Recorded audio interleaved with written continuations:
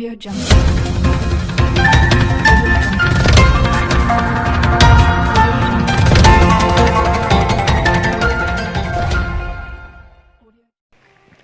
दोस्तों स्वागत है हमारे YouTube चैनल में। दोस्तों आज की बड़ी खबर ब्रेकिंग न्यूज। आज हम आपको बताएंगे किसानों के लिए मोदी सरकार ने शुरू की एक नई स्कीम। इस स्कीम से मिलेंगे हर किसान को 5-5 हजार रुपए। तो दोस्तों कैसे मिलेंगे और कौन सी स्कीम शुरू की है मोदी सरकार ने, हम आपको इस वीडियो में बताएंगे। तो दोस्तों वीडियो को पूरा देखें, वीडियो को लाइक कर दें, शेयर कर दें और चैनल को सब्सक्राइब करके पास आए नोटिफिकेशन बेल को ऑन कर दें ताकि आप देख सकें हमारी नई वीडियो सबसे पहले।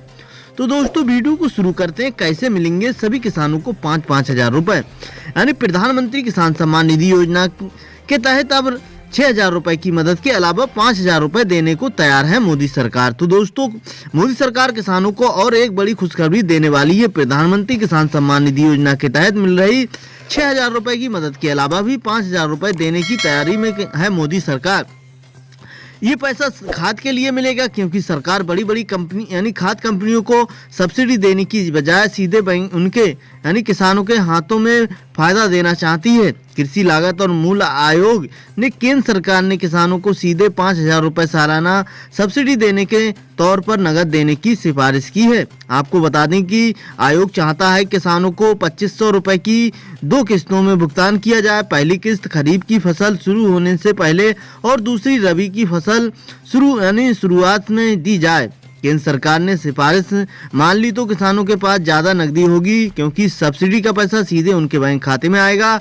वर्तमान में कंपनियों को दी जाने वाली उर्वरक सब्सिडी की व्यवस्था भ्रष्टाचार की शिकार है। हर साल सरकारी समितियों और भ्रष्ट कृषि अधिकारियों की वजह से खाद की किल्लत होती है और अंत में किसान व्यापारियों और खाद ब्लैक करने वालों से महंगे रेट पर खरीदने को मजबूर होते हैं।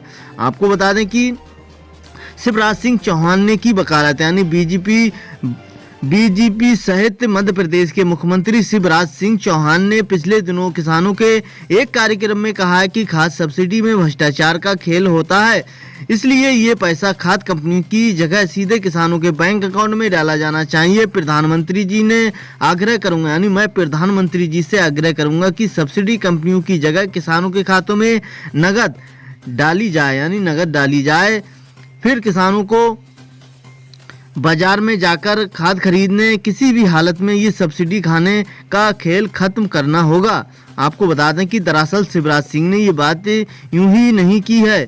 केंद्र सरकार डायरेक्ट बेनिफिट ट्रांसफर यानी डीबीटी के जरिए किसानों को उर्वरक की सब्सिडी सीधे उनके बैंक अकाउंट में देने का विचार कर रही है।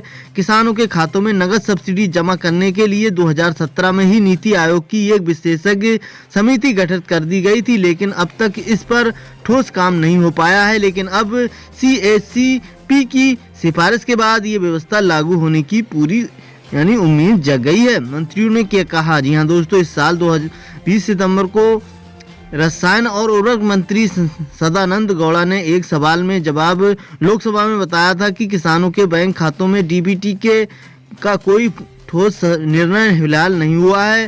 किसानों को उर्वरक राज्य सहायता के डीबीटी की शुरुआत करने के विभिन्न पहलुओं की जांच करने के लिए उर्वरक और कृषि सचिव की ये अध्यक्षता में एक नोडल समिति गठित की जाएगी। इस बारे में जब हमने केंद्रीय कृषि राज्य मंत्री कैलाश चौधरी से बातचीत की तो उन्होंने कहा कि खाद सब्सिडी आगे का विषय है, जब होगा तब देखा जाएगा। तो दोस्तों खाद सब्सिडी पर किसानों की सलाह, यानी राष्ट्रीय महासंघ के संस्थापक सदस्य विनोद आनंद का कहना है कि सरकार खाद सब्सिडी खत्म करके रकबे के हिसाब से यानी रकबे के हिसाब से उनका पूरा पैसा किसानों के अकाउंट में दे दे तो ये अच्छा होगा। लेकिन अगर सब्सिडी खत्म करके उस पैसे का कहीं और इस्तेमाल करेगी तो किसान इसके विरोध में उतरेंगे।